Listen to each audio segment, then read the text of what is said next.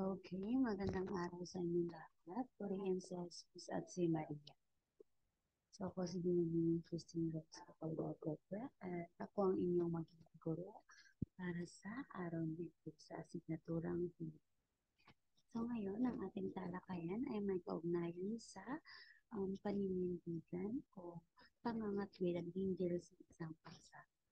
So, ngayon, isa sa mga kasanayan na dapat na matuto ng ating mga kabataang Pilipino ay ang kakayahang maninindigan sa isang desisyong ginagawa o panghahawakang katotohanan o prinsipyo. So, maisasagawa ito kung may kakayahang mangangatiran sa isang desisyon o panig na napili sa pamamagitan ng paglatag ng matibay na ebidensya o katibayan. So, atin itong magagawa sa magitan ng isang pagsasagawa ng isang posisyong papel o ang pagsulat ng posisyong papel. So ngayon, ano ba ang isang posisyong papel? So ayon kay Jackson et al. Sa kanilang aklat sa pagbasa at pagsulat tungo sa pananaliksik 2005, ang pangangatwiran ay tinatawag ding pakikipagtalo o argumentasyon na maaaring maiugnay sa sumusunod na paliwanag. So, ibig sabihin, pag sinabi nating pananaliksik, ito ay kinakailangan ng masusing ebidensya at paglalatag ng mga pangangatwiran. So, ayon nga ka Jackson et al. Na ito ay ayon sa pagbasa at pagsulat tungo sa pananaliksik na kung saan ay ating maiuugnay sa posisyong papel na kung saan ay binibigyang diin ito ang pakipagtalo o argumentasyon. So, ating naiugnay dito ang sumusunod. Una ay ang posisyong papel daw ay isang sining ng paglalahad ng mga dahilan upang makabuo ng isang patunay na tinatanggap ng nakararami. So dahil sinabing ito ay dapat na patunay na kung saan ay tinatanggap ng nakararami, so ibig sabihin ay kinakailangan natin itong mapatunayan. At kung dapat natin itong mapatunayan, ay kinakailangan natin ng masusing pananaliksik hinggil sa ating paksa. So ito ay isang uri ng paglalahad na nagtatakwil sa kamalian upang may pahayag ang katotohanan. So dahil nga ay nagtatakwil ng mga kamalian, so ibig sabihin ay kinakailangan natin ng objetibong pagpapahayag. So pag sinabi natin objetibong pagpapahayag, ito ay dapat ay may katotohanan lamang. So kung tayo ay gagawa ng isang posisyong papel, dapat ay hindi tayo susulat o magpapahayag ng mga mali, kundi pawang katotohanan lamang. So isa na rin dito ay ito ay isang paraang ginagamit upang mabigyang katarungan ang mga opinyon at may pahayag ang mga opinyon ito sa iba. So paano ba natin may papahayag ang ating opinyon? So magitan ng ating sariling puro-puro o pandinig, panlasa o obserbasyon hinggil sa isang paksa ay ating maihahayag ang ating mga opinyon. At sa magitan ng ating mga opinyon ay kinakailangan natin itong maihahayag sa iba upang mas maintindihan ng nakararami ang ating sariling opinyon. At kinakailangan din na kung mayroon tayong isang opinion sa isang paksa, ay kailangan natin itong ginawa ng isang masusing pananaliksik upang mas mabigyan natin ng pangangatwiran ang ating ginawang isang posisyong papel o isang pangangatwirang merong ebidensya. Okay. So ngayon narito ang dapat na isaalang-alang para sa isang mabisang pangangatwiran. So ito dapat yung magiging gabay ninyo sa isang mabisang pangangatwiran. Una, alamin at mawain ang paksang ipagmamatuwid sapagkat hindi tayo makakagawa ng isang pangangatwiran kung wala tayong kaalaman hinggil sa ating paksa. Kaya dapat bago tayo magkaroon ng isang pagmamatuwid o isang pagkangatwiran, dapat meron tayong sapat na kaalaman hinggil sa ating paksa. Pangalawa, dapat ay maging maliwanag at tiyak ang ating pagmamatuwid. Hindi dapat tayo ay nagiging paligoy-ligoy sa ating pangangatwiran. Dapat ay maliwanag at um, hindi hindi gaanong hindi gaanong subjektibo at dapat ay may sapat na paliwanag hinggil sa isang paksa. Pangatlo, dapat na sapat na katwiran at katibayang makapagpapatunay. So, dapat ay makalatag ka ng mga ebidensya, kagaya na lang ng mga iba't ibang artikulo. So, doon, o mga news article. So, doon ay magiging sapat ang inyong mga katibayan upang mabigyang pagpapakahulugan o mabigyang pagpapalawak ng inyong ang ginawang paksa hindi na sa iyong pangangatwiran o argumentatibo. So pang-apat, dapat ay may kaugnayan sa paksa ang katibayan at katwiran upang makapangnikayat. So ano bang ibig sabihin nito? So dapat lahat ng inyong mga katibayan o ebidensya ay um, may kaugnayan doon sa paksa na inyong ginagawa ng pangangatwiran upang ang inyong mga mambabasa, ang inyong mga audience ay mahikayat na totoo talaga ang inyong pangangatwiran o ang iyong argumentibo.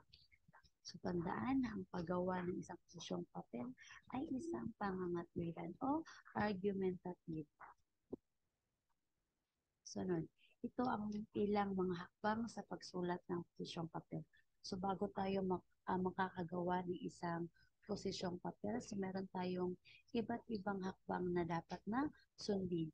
Una ay pumili ng paksang malapit sa iyong puso. Ano bang ibig sabihin nito?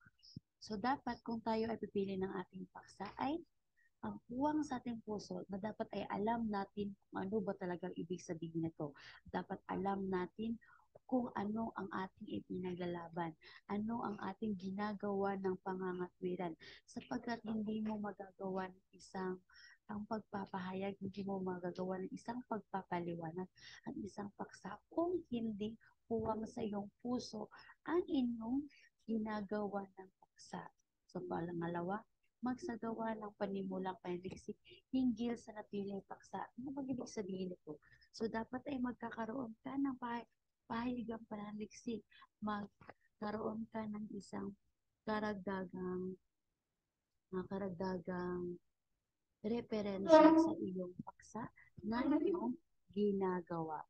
So, pangatlo, bumuo ng thesis statement o pahayag ng thesis. So, ano bang ibig sabihin nito? Maglatag ka ng mga ilang mga pahayag na kung saan ay dapat ay binibigyang katwiran nito ang iyong mga sinasambit o sa iyong pangangatwiran.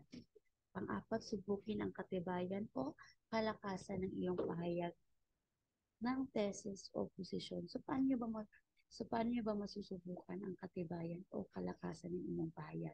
So kinakailangan ay sasambit ka ng mga tao, sikat na mga tao na kung saan ay nagsagawa ng mga pananaliksik hinggil sa iyong ginawang mga ebidensya o katibayan. So panglima, magpatuloy sa pangalap ng mga kinakailangang ebidensya.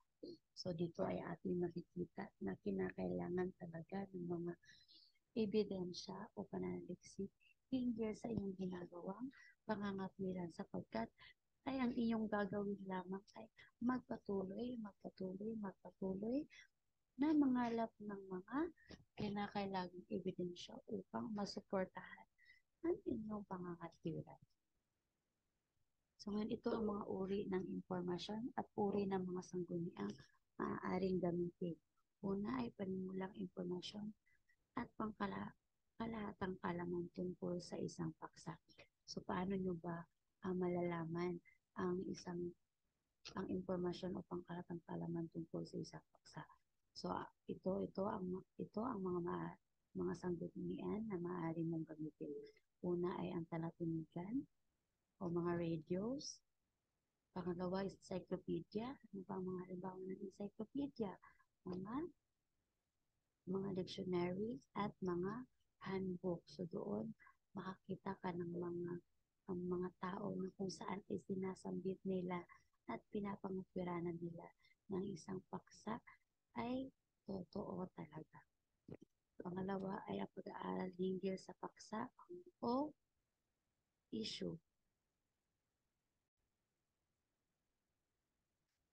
So, pangalawa ay mga pag-aaral hinggil sa paksa o issue. Ano ba ang mga halimbawa ng paksa o issue? So, halimbawa na lamang nito ay yung korupsyon, um, mga traffic, mga ano pa. So, ang mga halimbawang ito ng issue ay ating makukuha na ng sanggunian o referensya o mga ebidensya sa mga aklat o ulat ng pamahalaan. Saan-saan ba tayo makakita ng ulat ng pamahalaan? Sa internet, marami sa Google, marami din sa mga newspapers, marami din sa mga TV, sa mga balita. So, yun doon tayo makakuha ng ulat ng pamahalaan hinggil sa mga napapanahong issue. So, mapagkakatiwala ang artikulo. Ano yung mga mapagkakatiwala ang mga artikulo? Ano ba mga halimbawa nito? Yung mga pananaliksik o yung mga research. Ano pa ba? Yung mga magazine, mga pahayagan. So, ano-ano bang mga uri ng sagunian na ating magagamit dito? Una ay ang journal na pang-akademiko. Ano-ano ba ang mga journal na pang-akademiko? Halimbawa na lang dito ay yung portfolio ng mga mag-aaral. Ano pa? Pananaliksik. Oh, okay. Next is ang napapanahong issue, kagaya ng sinabi ko kanina, napapanahong issue, yung mga katiwalian ng pamahalaan. Saan ba natin ito makikita? Sa mga pahayagan at magazine at marami pang iba. Pahayagan, newspaper. Yun yung halimbawa ng pahayagan. O ito yung um, ito yung tinatawag na pahayagan, ang newspaper. Estadistika. Saan natin ito makikita? Sa sangay ng pamahalaan at mga organisasyon at mga samahan. So, ngayon naman ay dumako tayo sa ilang mga ang ebidensya na kung saan ay ang nabibigyang pangangatwiran o nabibigyang diin ng ilang mga manunulat. At ito ay isa na dito ay si Constantino at Zafra noong taong 1997 na kung saan ay sinasabi niya na nauuri sa dalawa ang mga ebidensyang nagagamit sa pangangatwiran. Una ay ang mga katunayan o tinatawag na facts. So ano bang ibig sabihin ng facts? Ito ay mga katotohanan lamang. Pag sinabi natin facts, ito ay mga katotohanan. So ibig sabihin, pag sinabi natin may mga katotohanan, ay meron itong mga katunayan o ebidensya. May nakalatag ditong mga ebidensya. So ito ay tumutukoy sa mga ideyang tinatanggap na totoo dahil ang mga katibayan nito ay nakabatay sa nakita, narinig, naamoy, nalasahan at nadama. Ibig sabihin ay sadyang ang karanasan ay nanggaling talaga sa pansarili. So, ibig sabihin kung tayo ay gagawa ng posisyong papel o pangangatwiran, ay kinakailangan na atin itong naobserbahan at atin itong naranasan hinggil sa ating nakita, narinig, naamoy, nalasahan at nadama. So, dahil atin itong sariling karanasan, atin itong mapapatunayan at may katotohanan talaga ang ating pangangatwiran. Pangalawa ay mga opinyon. So dito naman ay nakabase o kung saan ay tumutukoy sa pananaw ng mga tao, mga ideyang nakasalig hindi sa katunayan kundi sa ipinapalagay lamang na totoo. So ibig sabihin kung tayo ay gagamit ng ibang tao o pangangatwiran ng ibang tao, dapat ay ating sisiguraduhin na ang kanilang bawat opinyon ay pinapalagay lamang na totoo. So hindi mo dapat ilagay sa iyong posisyong papel o sa iyong pangangatwiran o argumentibo na ang iyong tinuturan ay hindi sapat ang opinyon o hindi sapat ang pagpapakatotohanan ng mga ideyang kanyang sinasamit. Okay. Ngayon naman ay ang mga hakbang sa pagsulat ng posisyong papel. So dito ay ating makikita ang mga hakbang ng posisyong papel na kung saan ay ito yung pang-anim na hakbang. So, ang pang-anim na hakbang ay ang buuin ang balangkas ng prosesyong papel. So, dito natin mabubuo kung paano ba, ano-ano ba ang taglay o ano-ano ba ang pagkasunod-sunod ng pagsasagawa ng isang posisyong papel. Una dito ay ang format na maaaring gamitin. So, ano ba ang mga format na maaari natin gamitin kung tayo ay gagawa ng posisyong papel? Una ay ang panimula. So, ang panimula ay naglalaman na una ay ilahad ang paksa. So, kung tayo ay gagawa ng panimula, dapat ay mailahad natin ang paksa ng ating posisyong papel. Pangalawa ay magbigay ng maikling paunang paliwanag tungkol sa paksa at kung bakit mahalaga itong pag-usapan. So dito ay maglalatag ka ng mga pagpapaliwanag hinggil sa inyong paksa at kung bakit ba kailangan natin itong pag-usapan. So ibig sabihin dapat ay nakakahikayat ang iyong unang pagpapaliwanag upang mas mahikayat natin ang ating mga mababasa na ating pag-usapan ang inyong pangangatwiran. At ang pangatlo ay ipakilala ang tesis ng posisyong papel o ang iyong stand o posisyon tungkol sa iyong paksa. So, dapat ay inyong maisasagawa ang bawat posisyon, ang iyong posisyon hinggil sa inyong paksa. Kung ano ba ang iyong pangangatwiran, kung ano ba ang inyong pinaniniwalaan. Ngayon, sa pagsulat ng panimula ay mahalagang maunawaan na ito ay may dalawang layunin. Una, upang ipakilala ang paksa at ang tesis. At ang pangalawa, upang maantig ang interes ng mga mambabasa. Pangalawa naman ay, ang pangalawang, ang pangalawang hakbang o ang pangalawang gagawin sa paggawa o ang pangalawang format. Ang pangalawang format sa paggawa ng posisyong papel ay ang paglalahad ng counter-argument o argument tipong tumututol o kumukontra sa iyong thesis. So, dapat dito ay maglatag ka ng mga ebidensya na kung saan ay gumagawa ng pangangatwiran na kung saan ay tumututol sa iyong argument sapagkat hindi mo mapapatunayan ang inyong argumentatibo kung walang tumututol o walang counter-argument sa iyong paksa. So, una ay ilahad ang argumentong tutol sa iyong thesis. Pangalawa, ilahad ang kinakailangang impormasyon para mapasugalian ang binabanggit na counter-argument. Ano ba ibig sabihin ng mapasubalian? So, ibig sabihin nito ay kinakailangan mo ng karagdagang mga ebidensya upang tutulan ang mga counter-argument na sinasabi sa iyong thesis.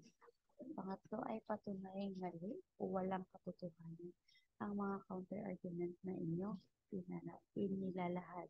So, dapat ay mapatunayan mo na walang katotohanan ang mga counter-argument na inilalahad. At dapat ay maihayag mo talaga na may katotohanan ang pangangatwiran ng inyong binabanggit.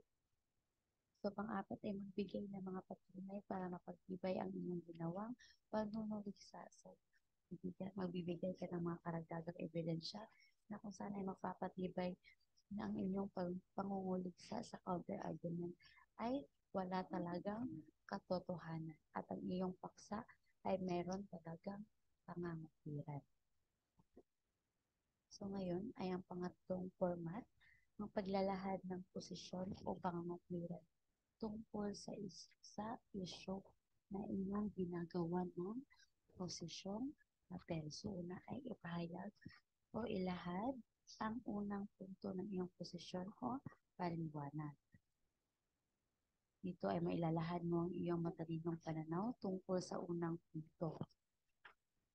So, paano nyo ba ito magagawa? So, dapat ay, pag sinabi natin matalinong pananaw, dapat ay inyo itong pinag-isipan ng mabuti. Meron kayong naisagawang pananaliksik, meron kayong naisagawang paglalatag ng mga pahayag tungkol sa iyong unang punto. So, So maglahat ng mga patunay at ebidensya na hinango sa mapagkakatiwalaang sanggunian. Ano-ano ba ang mga ilang sanggunian? Yung mga aklat, yung mga dyaryo, mga pahayagan, mga magazine. So yun yung mga sanggunian na kung saan ay nailalatag ang mga paksang binibigyan mo ng diin sa iyong posisyong papel.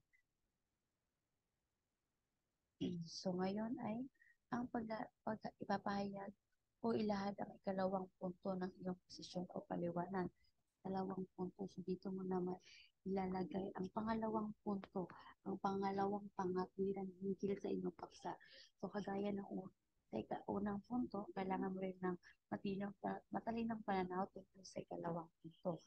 At maglahad din ng mga patunay at ebidensya sa hinango sa pagkatiwalaang sanggunian. So dito ay sa ikatlong punto ay isasagawa mo rin ito kagaya ng ginawa mong paglalahad sa unang punto at sa ikalawang punto. So ngayon ay ang pagsasagawa ng konklusyon. Ito na yung bahagi ng posisyong papel na kung saan ay winawakasan mo na ang inyong pangangatwiran o ang iyong argumentibo. So, una ay lahad muli ang iyong mga argumento o thesis. So, kinakailangan mong ulitin at ihayag muli ang inyong pangangatwiran.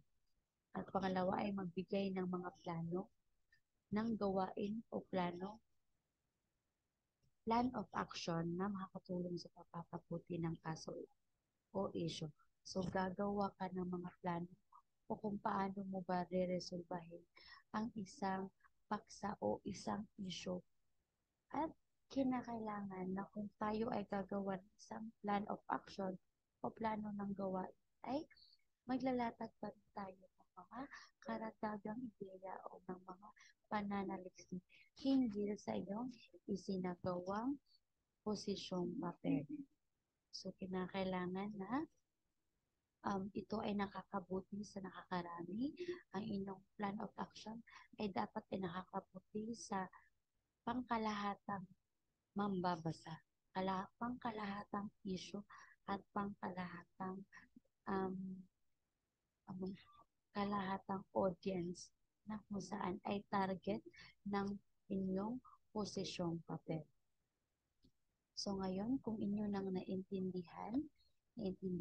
naintindihan na ang ating pagtatalakay, naway naintindihan ninyo at wala nang katanungan.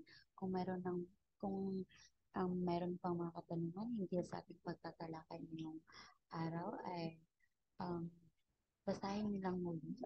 Basahin niyo lang muli ang ating mga naitalaga o ating mga naitalakay ngayong hapon.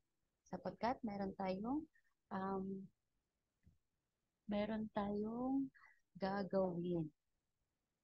Inyong gagawin ay magsasaliksik kayo ng isang halimbawa ng isang posisyong papel at inyo itong basahin. So, inyong titingnan dito kung paano ba ito naisulat, ano-ano ba, ano-ano ba ang mga argumentibo na naisagawa nito at mga pangangatwiran. At pagkatapos ay base dito, gumawa kayo ng sariling komposisyon ng inyong posisyong papel gamit ang format na naitalaga sa ibaba. So, inyong gagawin ay gagawa kanyo ng inyong sariling komposisyon ng posisyong papel. So, ibig sabihin kayo ang gagawa ng inyong paksa, gagawa kayo ng inyong sariling paksa, at gagawa nyo ito ng posisyong papel. So, gamit ang format na yun ay talaga sa ibaba. Una ay ang panimula.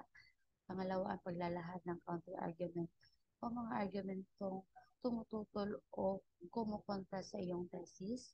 Pangatlo ay ang paglalahad ng iyong posisyon o pangangatwiran tungkol sa issue.